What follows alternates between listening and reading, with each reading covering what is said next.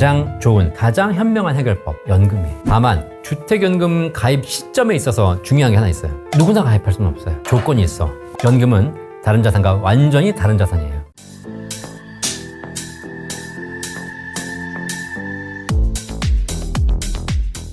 안녕하세요. 대한민국 연금 1등 연금 박사 이영주이면서 주택연금 홍보대사로 위촉되어 있습니다. 그래서 연금에 대한 여러 가지 이야기 드리고 있지만 주택연금이 굉장히 중요하기 때문에 연금 방송도 많이 하고 있고, 그래서 주택금융공사에서 2025년도 8월 달에 홍보대사로 위촉해 주셨고요. 또 저희 어머니도 주택연금 가입하고 있습니다. 오늘 주택연금에 대한 여러 가지 이야기들 드리도록 하겠습니다. 대한민국은 부동산 자산 비중이 굉장히 높은 나라죠. 사실 우리가 인생을 살면서 현금도 있어야 되고 주식도 있고 부동산도 있고 다양하게 포트폴리오를 갖고 있으면 제일 좋은데, 어쩌다 보니 이놈의 대한민국은 이 좁은 땅덩어리에서 서로 땅 따먹게 하느라고 정신없는 바람에 어떻게든 내 땅, 내 집을 가져야 된다라고 해가지고 지금 주택 가격이 많이 올라가 있고, 그러다 보니까 전체 자산 비중 중에 거의 70%, 80%가 부동산에 치중되어 있습니다. 젊을 때는 좋았어요. 이렇게 자산 가지고 살고 있으면 되지만 나중에 나이 들어보니까 어떤 문제가 생기냐면 집값은 10억, 20억이는데 지갑엔 한 푼도 없는 거예요. 자산은 많아 보이는데 쓸 돈이 없는 거죠. 그 다음에 내가 이 집을 하늘나라 갖고 갈 수 있으면 같이 가져가면 되는데 어차피 죽으면 다 놔두고 가야 되는 거잖아요. 그러니까 이 집을 어떻게 좀 쓰고 갈 수 있는 방법이 없을까, 이런 고민을 하게 되겠죠. 그래서 우리나라가 2007년부터인가 도입한 제도가 바로 주택연금 제도입니다. 전 세계에서 3개의 나라가 갖고 있는 제도라고 해요. 미국, 홍콩, 한국. 이렇게 해서 주택을 담보로 연금을 받을 수 있는 가장 좋은 제도 주택연금 제도입니다. 일단 주택연금은 말 그대로 연금이기 때문에 연금처럼 받는다고 알고 계시지만 사실 연금이 아니고 담보대출입니다. 내 집을 은행에다가 저당을 맡기는 거예요. 그리고 그걸 이제 대출을 받는 거죠. 대출을 연금처럼 받는 거예요. 주택담보대출을 5억짜리 집 맡기고 2억, 3억 받는 게 아니라 한 달에 100만 원, 200만 원씩 꾸준하게 받는 겁니다. 자, 그런데 일반적인 담보대출이라고 하게 되면 그렇게 받다가 어느 한도를 초과하게 되면 더 이상 안 나오거나, 그다음에 너무 이자가 많아지게 되면 이제 그 집을 상환해야 되거나 아니면 집을 강제로 경매당하거나 이럴 수 있잖아요. 자, 그런데 주택연금은 그런 게 아니고요. 국가가 지급을 보증하는 겁니다. 사실 은행에서 대출을 받아서 연금으로 받는 건데 그 중간에 국가가 보증을 하는 거예요. 그래서 혹시라도 내가 집값 이상을 받아간다 하더라도 상환을 하거나 집이 경매당한다거나 이런 일이 없어요. 돌아가시는 그날까지 평생 동일한 금액을 받다가 돌아가실 수 있는, 집을 담보로 연금 받을 수 있는 가장 좋은 제도가 바로 주택연금 제도입니다. 국가가 운영하고 있고 책임지는 제도이기 때문에 일정한 좀 복지 기능이 있죠. 그러다 보니까 누구나 가입할 수는 없어요. 조건이 있어. 국가제도 다 그렇지만 잘 사는 사람은 알아서 잘 사는 거고, 좀 어려우신 분들을 위해서 하는 거잖아요. 그래서 조건이 뭐냐면 부부 중에 한 명이라도 55세 이상이셔야 되는 것이고요. 너무 젊을 때 가입하면 안 되는 거고, 그 다음에 주택연금으로 가입할 수 있는 집은 그분이 보유하고 계신 모든 주택의 공시가격의 합계액이 12억 원 이하여야 돼요. 자, 그러면 내가 세 채를 갖고 있는데 3억, 3억, 3억 세 채 갖고 있어. 9억이죠. 12억 원 이하이기 때문에 그 집 중에서 내가 살고 있는 집으로 주택연금 가입할 수 있어요. 내가 지금 한 채 갖고 있어. 한 채가 하필 공시가격이 13억이야. 이건 안 돼요. 공시가격이 12억 원 이하인 경우에 살고 있는 주택을 담보로 연금 받을 수 있는 제도가 주택연금 제도가 되겠습니다. 자, 그러니까 예를 들면 내가 국민연금도 있고 돈도 많고 현금도 있고 이러신 분들은 주택연금까지는 필요 없어요, 사실. 그런데 내가 집은 있는데 이 집 말고는 돈이 한 푼도 없다. 그래서 이 집을 담보로 연금 받아야 되겠다. 물론 이 집마저 자식한테 물려주고 해야 되겠다. 이렇게 생각하시는 분들은 답이 없죠, 사실. 그럼 그냥 자식 인생 챙기느라 평생 고생했는데 늙어 돌아가실 때까지 자식 챙겨주느라 본인은 그냥 어렵게 손가락 빨고 어렵게 살다 가시는 거죠. 근데 자식은 자식이고 얘들 먹여주고 키워줬으면 됐지. 뭘 또 주냐. 이 집은 내가 잘 쓰고 가겠다라고 하시는 분들이 있으시다면 그 집을 담보로 평생 연금 받고 갈 수 있는 굉장히 좋은 제도가 주택연금입니다. 주택연금은 딱 가입 시점에 정해진 금액을 돌아가시는 그날까지 고정적으로 드립니다. 그러니까 걱정이 없어요. 평생 나오니까. 특히 부부가 있다면 부부 중에 한 분이 돌아가실 수 있잖아요. 한 분 돌아가셔도 남은 배우자에게도 동일한 금액을 평생 드립니다. 그렇죠? 그래서 두 분 다 돌아가실 때까지 걱정 없이 이 집에 살면서 연금 받아서 쓸고 갈 수 있는 제도, 굉장히 좋은 제도가 바로 주택연금 제도가 되겠습니다. 저희 어머니도 가입하고 계십니다. 연금 제도가 좋은 거 다 알지. 근데 그게 얼마 받느냐, 그래서 그게 제일 궁금할 겁니다. 제가 알려드릴게요. 딱 조견표가 정해져 있어요. 일단 가입은 공시가격 12억 원 이하의 주택으로 가입이 가능합니다. 자, 그런데 지금은 얼마 하냐? 시세 기준으로 합니다. 공시가격 기준이 아니라 시세 기준, 실거래가에 거의 준하는 가격이에요. KB시세나 한국부동산은 시세를 기준으로 하고요. 자, 그럼 내 집값이 예를 들면 시세로 뭐 5억이다. 자, 시세 기준으로 드리는데 몇 살에 가입하냐에 따라서 연금액이 약간 달라요. 아무래도 일찍 가입하시게 되면 오래 받으셔야 되기 때문에 한 번 받는 연금액이 줄어들겠죠. 반대로 늦게 가입하시게 되면 살 날이 얼마 안 남았기 때문에 한 번에 많이 받을 수 있는 거잖아요. 주택연금을 가장 많이 가입하시는 연령대가 70대 초반입니다. 그렇죠. 사실 뭐 50세, 60세에 주택연금 가입하는 건 좀 그래요. 그땐 일해야지. 그다음에 주택연금이라는 게 내 집을 담보로 받는 것이기 때문에 이 집에 꾸준하게 사셔야 돼. 내가 뭐 여기 살다가 저기 이사 가고 막 이렇게 하면 사실 젊을 때는 변동이 많기 때문에 그런 게 쉽지 않잖아요. 근데 나이 들어서 좀 거처가 고정이 되고 이 집에서 평생 살겠다는 생각이 들면 이 집을 담보로 연금 받기 때문에 70세에 가장 많이 가입하십니다. 자, 이제 정리해 드릴게요. 70세에 가입하고 시세 1억당 월 30만 원. 65세에 가입하신다. 좀 일찍 가입하시죠? 시세 1억당 25만 원. 이 정도 됩니다. 대략. 자, 그러면 70세에 주택연금을 가입하는데 내가 살고 있는 집의 시세가 5억짜리다. 그럼 얼마 받아요? 3, 5, 15. 150만 원씩 돌아가시는 그날까지 평생 받습니다. 조금 더 일찍 가입하시게 되면 좀 더 금액이 줄어들겠지만 좀 더 늦게 가입하시게 되면 더 많은 금액을 월로 받을 수 있을 테니까 그게 금액을 정할 수 있으면 되겠습니다. 자, 그런데 다들 고민하는 게 뭐냐면 그래. 그럼 한 달에 150만 원씩 평생 받는 건 좋아. 근데 내가 이거 주택연금 받다가 죽으면 어떡하지? 이런 생각 하실 거잖아요. 이 집 한 채라도 자식에게 좀 물려줘야 되는데 뭐 이런 생각 하실 수도 있고. 자, 집값은 5억인데 일찍 돌아가셔가지고 그동안 받아간 연금액 그다음에 거기 뭐 이게 대출이니까 사실 이자도 붙죠? 수수료도 붙어요. 이런 거 다 합쳐가지고 3억밖에 안 돼. 자, 집값은 5억인데 3억밖에 못 받고 돌아가셨어요. 그러면 자식들이 2억을 가져갈 수 있습니다. 절차는 사실 국가가 팔아서 자식한테 2억을 주는 게 아니라 자식이 그 집을 받아서 5억짜리 집을 받아가지고 3억을 갚으면 돼요. 2억은 본인들이 가지면 되는 것이고. 그렇게 해서 남은 돈은 자식이 가져갈 수 있습니다. 자, 그런데 집값은 5억인데 우리 부모님들이 너무 오래 사셔가지고 거의 받아간 돈하고 이자 따져보니까 7억이야. 그러면 2억이 더 모자라지 않습니까? 집값은 5억밖에 안 되는데 7억 받고 돌아갔잖아요. 이 차액 2억을 국가가 자녀에게, 상속인에게 청구할까요? 아니에요. 그건 국가가 알아서 책임지는 겁니다. 따라서 남으면 물려주고 모자르면 국가가 책임지고 나는 그 집에 살면서 평생 연금 받을 수 있는 제도니까 얼마나 좋아요. 그래서 어쨌든 금액은 딱 여러분들이 집값과 나이를 딱 보시고 거기에 맞춰서 결정되기 때문에 이 금액은 주택금융공사 홈페이지에 가면 다 나와 있습니다. 맞춰서 여러분들이 연금을 가입하시고 연금을 받으시면 되겠습니다.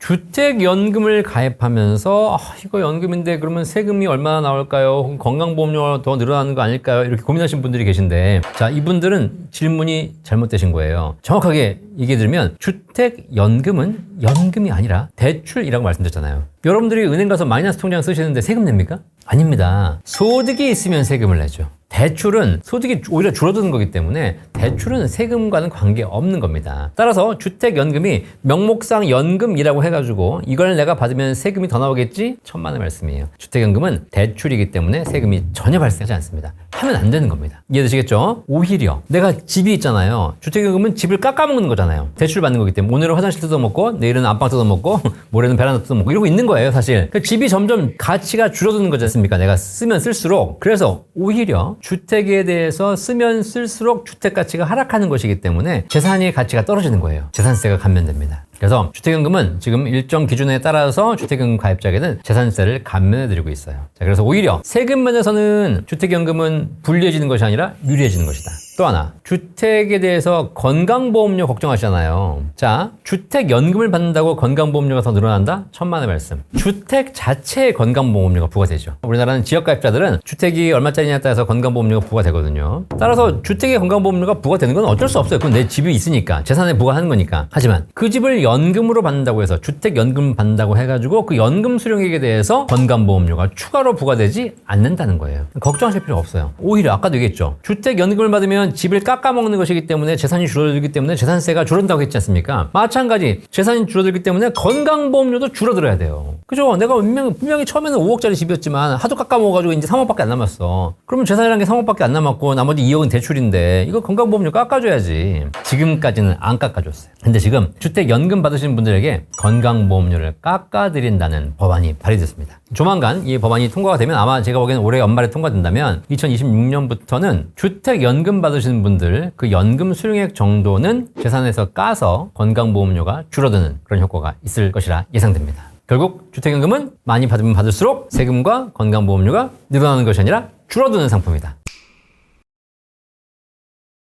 일단 세금 할인 기준은 현행에 적용 중에 있고요. 건보료는 내년부터 적용된다는 것인데 그러면 내년 가입자부터 적용하는 게 아니에요. 이미 주택연금 받고 계신 분들도 그만큼 까진 금액을 기준으로 적용되고 있는 것이니까 사실 뭐 이 법이 바뀐다고 해가지고 미리 가입하면 좋고 뭐 나중에 가입하면 불리하고 이런 건 없으니까 하실 분들은 필요할 때 하시면 되겠습니다. 내가 올해부터 주택연금 받아야 되겠다 그러면 올해 가입하시면 되는 거고 내가 아직은 사실 뭐 소득도 있고 그럴 때는 아니다라고 생각하시면 나중에 가입하셔도 되고 다만 주택연금 가입 시점에 있어서 중요한 게 하나 있어요. 이게 뭐냐면 주택연금액이 어떻게 결정되냐 봐요. 연금액은 가입 시점의 시세 대비해서 연금액이 결정이 됩니다. 그 고정된 금액을 돌아가시는 그날까지 평생 드립니다. 중간에 집값이 오른다고 더 드리지 않습니다. 가입 시점에 정해진 금액으로 그대로 드리는 겁니다. 중간에 집값이 떨어진다고 해가지고 깎지 않아요. 그 금액 그대로 드리는 겁니다. 자, 그럼 여러분 다 아시겠죠? 어차피 가입 시점에 정해드린 그 금액으로 평생 받는다면 언제 가입하면 돼요? 집값이 높을 때 가입하면 되겠죠. 자, 집값이 계속 오르고 있다? 그럼 지금 가입하면 안 되고 좀 기다렸다 가입해야 되는 거죠. 집값이 떨어지고 있다? 지금 가입하시는 것이 유리하죠. 왜냐면 내년에 집값이 더 떨어지면 동일한 집으로 가입해도 연금액이 떨어지니까. 뭐 수도권, 서울 이런 데는 집값이 막 오르는 추세니까 그런 면에서 가입을 좀 미루시는 분들이 많고 가입했던 분들이 오히려 해지하신 분들도 계세요. 왜냐면 집값이 많이 올랐으니까. 그런데 지방 같은 경우에는 집값이 변동이 없거나 오히려 떨어지는 곳이 많습니다. 이런 경우에는 그냥 하루빨리 가입하시는 게 더 유리하겠죠. 주택연금 제도가 시행된 지가 뭐 10몇 년 됐는데요. 주택가격이 꾸준히 올랐어요. 특히 최근 한 5년, 10년 내에 주택연금 가입하신 분들은 문재인 정부 들어서 주택가격이 많이 올랐지 않습니까? 이게 사실 꼭 뭐 정부를 얘기하기보다는 이게 급등하는 시점이 있잖아요. 내가 주택연금 가입할 시점에는 내 집값이 5억이었어요. 그래서 예를 들면 뭐 한 연금 한 달에 한 150만 원 받고 있습니다. 근데 갑자기 집값이 폭등하기 시작해. 10억이 돼버린 거야.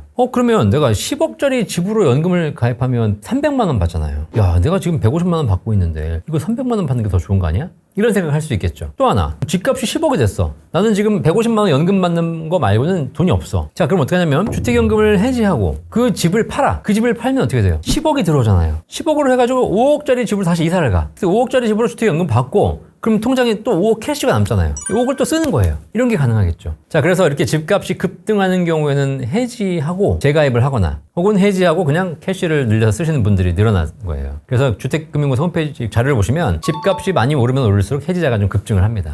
근데 이제 뭐 어쨌든 많이 오르는 경우 이렇게 정말 5억이 10억이 돼가지고 드라마틱하게 올랐다. 이거는 어쩔 수 없이 해지해야죠. 왜냐면 너무 가격 차이가 크니까. 그런데 뭐 5억이 5억 5천 되고 5억이 6억 되고 이런 경우에는 사실 제가 보기에는 해지가 바람직하지 않아요. 왜냐? 어차피 주택연금액이 내가 수익을 받는 게 아니잖아. 대출을 받는 거잖아요. 대출 많이 받으면 좋아, 안 좋아? 안 좋죠. 대출은 그냥 필요한 만큼만 받으면 돼요. 내가 한 달에 150만 원 필요하면 150만 원만 받으면 되지. 한 달에 굳이 300만 원씩 받아가지고 뭐 하겠습니까? 쓰지도 못할 거. 어차피 대출 이자는 올라가는데. 그래서 꼭 필요한 금액만 된다 그러면 그렇게 받으시면 되고 집값이 올랐다고 그걸 해지하고 다시 가입하게 되면 일단 그 집으로는 재가입이 불가능하고 3년간은 다른 집으로 가입하려면 또 이전해야 되지 않습니까? 그리고 해지하는 순간 지금까지 받아갔던 주택연금액과 이자를 전부 다 토해내야 돼요. 상환해야 되는 거예요. 그것도 부담이에요. 그래서 그런 과정에서 수많은 비용들이 지출됩니다. 따라서 만약에 집값이 아주 드라마틱하게 많이 올랐다 이런 경우는 모르겠지만 그냥 조금 한 10% 20% 올랐다 이런 경우는 사실 그것 때문에 전혀 주택연금을 갈아타시면 안 되겠습니다. 그냥 있는 집에 사시고요. 집값이 오르면 뭐가 좋냐? 나중에 돌아가시고 나면 자녀에게 물려질 거 아닙니까? 그 자녀가 보니까 집값이 많이 올라가지고 많이 남는 거야. 아버지가 5억짜리 집을 가입해가지고 7억을 받아가셨는데 집값은 10억이 됐어. 자녀는 7억 갚고 3억은 챙기면 되는 거예요. 어차피 올라간 만큼 자녀에게 간다. 그러니까 특별히 걱정하실 필요는 없을 것 같습니다.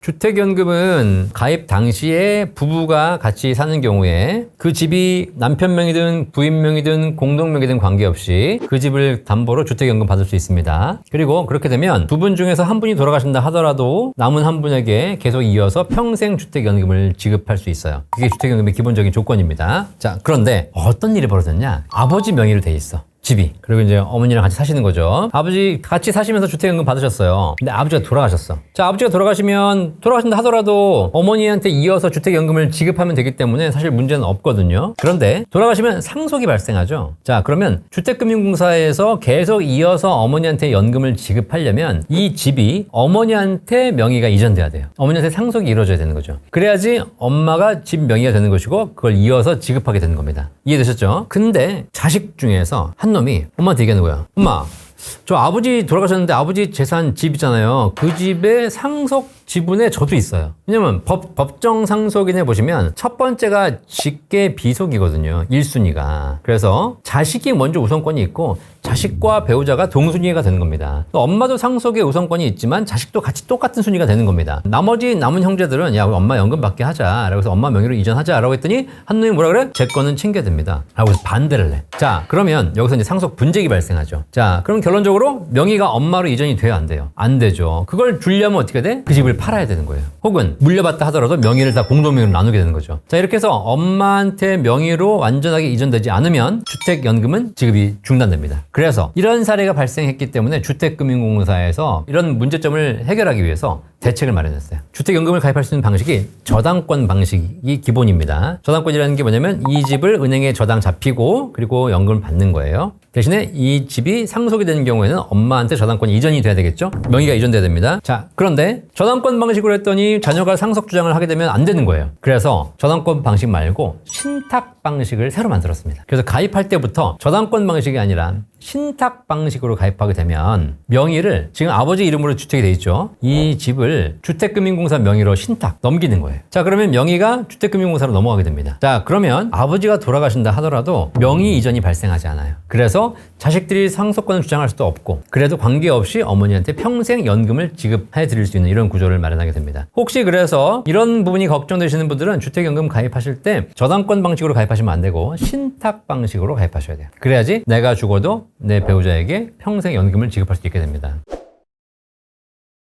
고민은 되시겠지만 답은 하나예요. 다 쓰고 가세요. 애한테 왜 줘요? 자, 지금 우리나라에 수많은 폐륜 범죄가 일어나고 있어요. 자녀가 부모를 괴롭히고 부모한테 돈을 뺏고 때로는 부모를 막 하기도 하고 이런 범죄의 원인에 가장 뭐가 있냐면 전부 돈, 전부 재산이 있습니다. 여러분들이 주택연금을 안 받고 그걸 자녀에게 물려주고 가도 자녀끼리 또 싸워요. 우리는 뭐 형제끼리 사이가 좋으니까 아무 문제 없겠지 뭐 하잖아요, 그죠? 근데 결국은 다 아시다시피 실제로 싸움이 일어나지 않을 뿐이지 상속이 일어났을 상속인 간에 자녀 간에 눈치 게임 뭐 이런 거 안 하는 집 없습니다. 싸우지 않아도 결국은 적게 받는 사람은 섭섭해해요. 이걸 부모가 제대로 정리해주지 않으면 결국 자식들에 대해서 문제가 생깁니다. 아시겠죠? 네. 아무리 사이가 좋은 형제를 하더라도 문제가 생겨요. 그러면 자식 상속인들 간의 재산 분쟁이 일어나지 않고 유가족들 남은 형제들이 가장 사이좋게 하는 방법은 뭐예요? 안 남겨주면. 세상에 돈이 없으면 돈 문제가 안 생겨. 돈이 있으니까 문제가 생기지. 자, 그래서 제가 보기에는 그런 대부분의 케이스를 가정해 봤을 때 특히 여유가 막 있으시다. 그러면 주택연금까지 가입할 필요는 없습니다. 근데 여유도 없으면서 주택연금도 가입 안 하면서 자녀들한테 용돈 달라 그래. 이런 건 최악이에요. 왜? 자녀도 남이니까. 왜 남 돈, 자식 돈 갖다 쓰냐고. 그냥 내 돈 쓰고 너는 네 돈 쓰면 되지. 깔끔하잖아, 그냥. 그래가지고 부모님이 주택연금 받으셔가지고 그걸로 행복하게 노후 보내시고 여행도 다니고 그럼 얼마나 좋아. 명절 때 가가지고 용돈도 드리면 얼마나 좋아. 그냥 주택연금 받아가지고 돈이 남으시면 차라리 그 돈 가지고 손주한테 용돈 주세요. 더 좋아해. 제가 지금 연금에 대한 이렇게 뭐 상품이라든가 제도 이런 걸 강의하고 있지만 사실 제 방송 보시면 거의 절반 이상의 강의는 연금에 대한 가치, 연금에 대한 철학 강의거든요. 그냥 뭐 국민연금, 퇴직연금, 개인연금, 주택연금이 좋습니다. 이게 아니라 실제 연금을 받으시는 분들은 연금을 받으시는 본인도 행복하고 자식도 행복해요. 서로 간에 돈 문제가 없으니까. 누굴 챙겨주고 챙겨받고 이런 게 없으니까. 그리고 여유 있을 때 오히려 더 나눌 수 있으니까. 그런 차원에서 굳이 불필요한 집 싸고 있지 마시고 그 집을 연금으로 받으셔가지고 행복한 노후를 보내다 가시기를 바라겠습니다. 저는 사실 어떻게 보면 대한민국에서 거의 유일하게 연금이 좋다, 연금 가입해라, 연금이 최고다라고 주장하고 방송하고 있는 사람입니다. 뭐 유튜브나 이런 데 보시면 주식이 좋다, 주식해라라고 방송하고 있는 사람들도 많이 계시고 부동산은 더 많아요. 하지만 연금 좋다라고 얘기하신 분들은 사실 거의 없는 것 같아요. 좀 안타까운 현실이에요. 그런데 한번 생각해 봅시다. 5천만 모든 국민이 주식을 한다면 대한민국은 어떻게 될까요? 모든 국민이 주식하고 있으면 대한민국은 도박장이 돼요. 맨날 9시만 되면 일을 하는 사람들이 저녁도 잠 안 자고 뭐 미국 주식하고 이렇게 돼. 좀 난리가 납니다. 5천만 국민이 모든 국민이 부동산을 사면 어떻게 될까요? 돈 생기는 족족 집을 사. 그러면 돈이 부동산에 묶여버려요. 돈이 굳어서 경제 소비가 일어나지 않고 돈이 돌지 않습니다. 대한민국은 돈맥 경호가 발생하고 결국 경제가 망가질 거예요. 그런데 5천만 모든 국민이 연금을 가입한다면 어떻게 될까요? 연금을 가입한다는 얘기는 쓰겠다는 얘기입니다. 연금 개시 시점부터 돌아가실 때까지 계속 나오거든요. 그럼 받아서 뭐 하겠어요? 한 달에 1,000만 원씩 내가 연금 받는다고 생각해 보세요. 그럼 매달 1,000만 원씩 쓰는 겁니다. 죽을 때까지 나오는데 내가 뭘 아껴요? 다 쓰는 거지. 결국 연금은 소비를 하기 위한 자산이고 연금 자산이 늘어날수록 소비가 늘어납니다. 옛날에 7, 80년대 대한민국은 소비가 미덕이 아니었어요. 저축이 미덕이었죠. 돈 생기면 저축해라. 어떻게든 모아야 된다. 이게 대한민국 성장계의 가장 신적인 철학이었잖아요. 하지만 지금은 그렇지 않습니다. 지금 대한민국은 성장기 경제가 아니라 성숙기 경제예요. 이 저성장 경제에서 대한민국을 살리고 경제를 잘 돌리고 서로가 행복해지는 가장 좋은 방법은 소비가 늘어나는 겁니다. 돈이 돌아야 돼. 사람도 마찬가지. 사람도 어릴 때는 많이 먹어야 에너지가 축적되고 그래야지 키가 큽니다. 그런데 30살, 40살, 50살이 돼가지고도 계속 먹기만 해요. 그러면 성인병에 걸립니다. 성인이 건강하기 위해서는요, 먹은 에너지를 배출을 해야 되죠. 그러기 위해서 운동을 해야 되고, 우리 몸에 피가 잘 돌아야 몸이 건강해지잖아요. 그죠? 똑같아요. 경제도. 지금 우리나라 경제는 성인 경제, 성숙기 경제. 결국 우리 사회를 살리는 가장 좋은 방법은 돈이 돌게 하는 것, 에너지를 순환시키는 것. 그러기 위해서 돈을 써야 돼요. 자, 그러면 펑펑 쓰라는 게 아니라 내가 딱 일정한 예산을 가지고 꾸준하게 나오는 만큼 쓸 수 있다면 얼마나 좋겠어요. 그걸 해줄 수 있는 가장 좋은 자산이 바로 연금 자산이에요. 통장에 1억 있으면 얼마를 뺐어야 될지 가늠할 수가 없어요. 하지만 연금은 한 달에 100만 원, 한 달에 300만 원씩 평생 나와요. 그러면 내가 고민하지 않고 그 금액 내에서 안정적으로 살다가 가실 수 있는 거죠. 그리고 그렇게 소비를 해주는 것이 개인의 노후도 행복해지지만 결국은 우리 사회, 우리 국가가 더 성장하고 안정적으로 발전할 수 있는 기반이 됩니다. 연금을 가입해 주세요. 연금을 가입해서 잘 써주십시오. 그러면 소비가 늘어납니다. 소비가 늘어나면 시장이 활성화됩니다. 시장이 활성화되면 기업들이 성장합니다. 기업이 성장하면 일자리가 늘어납니다. 일자리가 늘어나면 직원들, 청년들의 가정이 안정되고요. 가정이 안정되면 그들이 아이를 낳기 시작합니다. 대한민국이 처해 있는 가장 큰 문제, 저출산, 고령화. 이 문제를 해결할 수 있는 가장 좋은, 가장 현명한 해결법, 연금이에요. 우리 뷰 인사이드 구독자 여러분들이 연금의 중요성을 다시 한번 생각해 보시고 기술적으로 뭐 얼마를 내서 얼마를 받는다, 뭐 이런 것도 중요하지만 내 자산의 일정한 부분을 연금으로 바꿔서 평생 연금으로 준비하시는 것이 여러분도 행복하고 우리 국가도 살리는 길이라는 걸 꼭 명심해 주시고요. 혹시 방송 보시는 분 중에서 정치인, 법을 만드시는 분들이 있으시다면 연금에 대한 생각을 다시 한번 재고해 주시길 바라겠습니다. 연금은 다른 자산과 완전히 다른 자산이에요. 우리 대한민국 국민들이 연금을 더 많이 준비할 수 있도록 연금에 대한 세제 혜택을 부여하고 연금에 대해서 세금을 줄여주는 것이 국가를 활성화시키고 더 많은 세금을 다른 분야에서 거둘 수 있는 겁니다. 연금에 대한 생각을 전국적으로 다시 한번 해보는 것, 이것이 결국은 대한민국을 살리는 비결이고 5천만 모든 국민이 연금을 준비하는 그날까지 연금 박사 방송을 쉬지 않고 하겠습니다. 감사합니다.